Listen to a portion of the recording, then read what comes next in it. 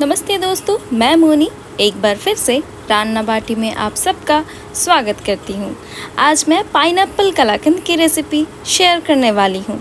इसे मैंने बिल्कुल इजी तरीके से पनीर और दूध से बनाकर तैयार किया है। चलिए तो फिर रेसिपी शुरू करते हैं। इस रेसिपी में सबसे पहले मैंने लिया है 1/2 लीटर दूध। इसी के साथ मैंने मार्केट वाली पनीर इस्तेमाल करी है। मैंने पनीर करीबन 200 ग्राम यहाँ ले लिए हैं। इसके साथ हमें चाहिए बारीक चॉप किए हुए पाइनएप्पल आप चाहें तो ग्रेट कर भी इस्तेमाल कर सकते हैं। चाहिए हमें शक्कर। कंडेंस्ड मिल्क बिल्कुल ऑप्शनल है, आप चाहे तो इसे अवॉइड भी कर सकते हैं। इसी के साथ मैंने लिए हैं कुछ पिस्ते बारीक चॉप किए हुए। इसी के साथ हमें चाहिए सैफरन, 1/4 टीस्पून जितना हमें घी चाहिए होगा, और साथ ही मैंने लिए हैं पाइनएप्पल एसेंस। अब मैंने ये पनीर ले लिया। यहाँ मैंने मार्केट वाली पैकेट पनीर का इस्तेमाल किया है, आप चाहे तो बिल्कुल घर में छेना तैयार कर सकते हैं। अब हमें ऐसे एक छोटे साइज़ के ग्रेटर ले लेना है। ग्रेटर ताकि बहुत मोटे मोटे ना हो, ऐसा हमें ध्यान रखना है। थोड़े पतले वाले ग्रेटर ही हमें लेने हैं। और अब हमें पनीर को बिल्कुल अच्छे से ग्रेट कर लेना है। अगर आप ग्रेटर अवॉइड करना चाहें तो पनीर को हाथों के हेल्प से अच्छे से तोड़ लीजिएगा और फिर इसे मिक्सर में हम अच्छे से ग्राइंड कर सकते हैं।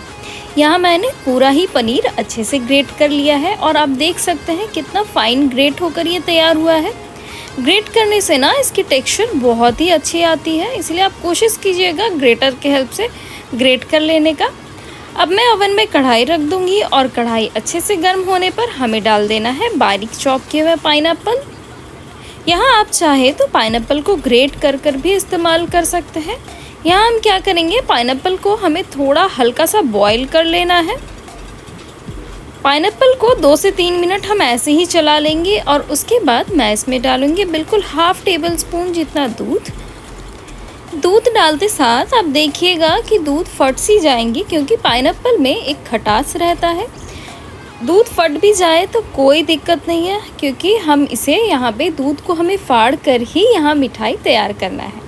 अब मैं इसमें डाल दूँगी 1/4 कप जितना पानी, और पानी डालने के बाद एक और बार सारी चीज़ों को अच्छे से मिक्स कर लेंगे और हम इसे ढक कर कुक होने देंगे लगभग 5 से 7 मिनट। लगभग 7 मिनट हो गए हैं। कढ़ाई का लिड मैंने ओपन कर दिया और अब मैं डालूँगी चुटकी भर नमक, और नमक डालने के बाद एक और बार हमें सारी चीज़ों को बहुत अच्छे से मिक्स कर लेना है। और अब मैं फिर से ढककर इसे लगभग 10 मिनट के लिए और कुक होने के लिए छोड़ दूँगी। लगभग 10 मिनट हो गए हैं। अब कढ़ाई का लिड मैंने ओपन कर लिया और अब मैं इसमें से पाइनएप्पल को निकाल लूँगी, क्योंकि पाइनएप्पल अब हमारे अच्छे से पक गए हैं। नॉर्मली मैं एक और बार इस तरीके से इसे थोड़ा सा मैश कर लूँगी और अब मैं एक बार चेक कर लूँगी पाइनएप्पल ठीक ठाक पके हैं कि नहीं। बिल्कुल अच्छे से हमारे पाइनएप्पल पक कर तैयार हो गए हैं। ये थोड़े से हार्ड भी हैं, बिल्कुल सॉफ्ट से गल से नहीं गए हैं, लेकिन ये अच्छे से पक गए हैं। अब मैं कढ़ाई में डालूँगी दूध, और दूध में हमें अब अच्छा सा एक उबाल लाना है। दूध को हम हाई हीट पे उबाल आने के लिए छोड़ देंगे, और जैसे ही हम देखेंगे कि दूध में एक अच्छी सी उबाल आ जाए, हमें ऐड करना है ग्रेट किया हुआ पनीर। आप देख सकते हैं इस मोमेंट में दूध में एक बहुत ही अच्छी सी उबाल आ गई है। और अब मैं ये जो पनीर जो ग्रेट करके तैयार करके रखी थी, अब मैं ये पूरा ही पनीर इसमें ऐड कर दूँगी। और पनीर डालने के बाद अवन के हीट को हमें अब भी हाई पे ही रखना है, और अब मैं इसे फिर से चलाते जाऊंगी अच्छे से। पनीर डालते साथ अब देखिएगा दूध फटने लगेगी। हमें यहाँ दूध को फाड़ना ही है, हमें इसे अच्छे से चलाते जाना है। कई बार हम देखते हैं कि पनीर में बस हम कंडेंस्ड मिल्क मिलाते हैं और इसे हम अच्छे से थोड़ा सा मिक्स कर देते हैं, चला देते हैं। पाइनएप्पल के चंक्स को हम मिला देते हैं और मिठाई हम बनाकर तैयार कर लेते हैं। लेकिन इस तरीके से अगर आप दूध को फाड़ कर अगर आप इसमें पनीर ऐड करके अगर आप इस तरीके से बनाएंगे, तो आप देखिएगा कि कलाकंद बहुत ही सॉफ्ट और एकदम मुंह में घुल जाने वाली बनेंगी। बहुत ही अच्छे बनकर तैयार होते हैं। अभी इस मोमेंट पे हमारी दूध अच्छी सी गाढ़ी हो गई है, दूध फट भी गई है। मैंने थोड़े से केसर के कुछ स्ट्रैंड्स इसमें ऐड कर दिए, और अब मैं इसमें ऐड करूँगी पाइनएप्पल। पाइनएप्पल यहाँ वही वाले पाइनएप्पल जो मैंने पकाकर तैयार किया था। इसके बाद मैं ऐड करूँगी कंडेंस्ड मिल्क, और कंडेंस्ड मिल्क में चूँकि पहले से ही मिठास है, इसीलिए मिठास के लिए मैं ऐड करूँगी बिल्कुल 1 टीस्पून जितना चीनी।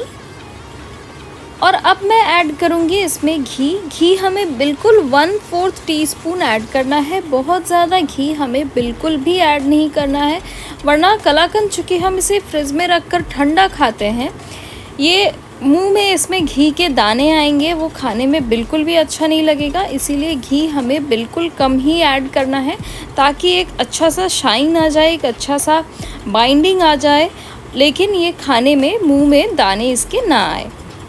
मैं फिर से सारी चीज़ों को अच्छे से मिक्स कर लूँगी। एक चीज़ हमें ध्यान रखना है कि पाइनएप्पल को आप ज़रूर से इसे उबाल कर ही इस्तेमाल करें, वरना ये खाने में कड़वी लग सकती है। आप देख सकते हैं अभी ये मिक्सचर अच्छी सी गाढ़ी हो गई है, और अवन का हीट ऑफ करके अब मैं इसमें ऐड करूँगी लगभग 5 से 6 ड्रॉप्स पाइनएप्पल एसेंस के। यहाँ मैंने मार्केट से ही ये पाइनएप्पल एसेंस ख़रीद लिया है। अगर आपको ना भी मिले तो आप इसे अवॉइड कर सकते हैं, मिल जाए तो बहुत ही अच्छा इससे एक फ्लेवर आ जाता है। और अब मैं सारी चीज़ों को बहुत अच्छे से मिक्स कर लूँगी, और इसे अब हम ट्रांसफ़र करेंगे गर्मा गर्म एक ट्रे में। यहाँ मैंने ऐसे एक कांच का ट्रे ले लिया। आप चाहे तो किसी भी स्टील का ट्रे, स्टील के प्लेट आप कुछ भी ले सकते हैं। यहाँ मैंने नीचे से एक बटर पेपर को स्क्वायर शेप में कट कर लिया। आप जिस शेप का आप ट्रे यूज़ करेंगे उसी शेप में इसे कट कर लीजिएगा, और इसके बाद हमें इसे बिल्कुल गर्मा गर्म ट्रांसफ़र कर देना है। मैं इस तरीके से थोड़ा थोड़ा मिक्सचर ले करके इस ट्रे में ट्रांसफ़र कर दूंगी, और सारा मिक्सचर ट्रांसफ़र कर लेने के बाद हमें इसे ऊपर से इस तरीके से हल्का सा प्रेस कर लेना है।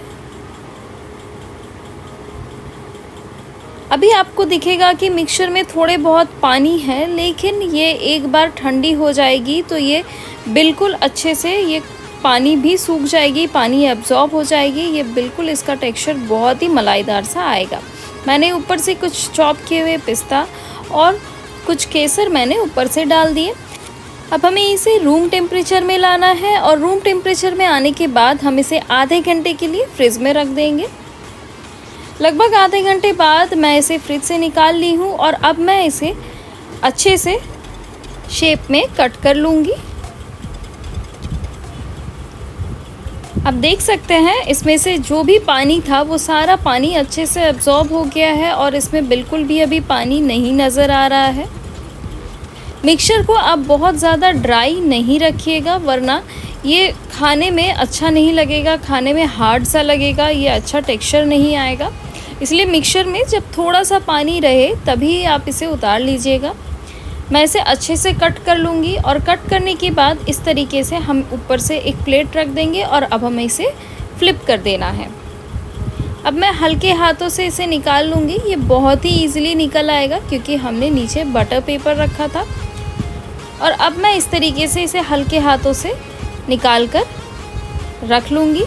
अब ये हमारा पाइनएप्पल कलाकंद सर्व करने के लिए बिल्कुल तैयार है। ये खाने में बहुत ही मज़ेदार, बहुत ही सॉफ्ट बनकर तैयार हुआ है। उम्मीद है आपको ये रेसिपी अच्छी लगी होगी। अच्छी लगी हो तो लाइक, शेयर, सब्सक्राइब कीजिएगा। मिलते हैं एक नई रेसिपी के साथ, तब तक के लिए हैप्पी कुकिंग।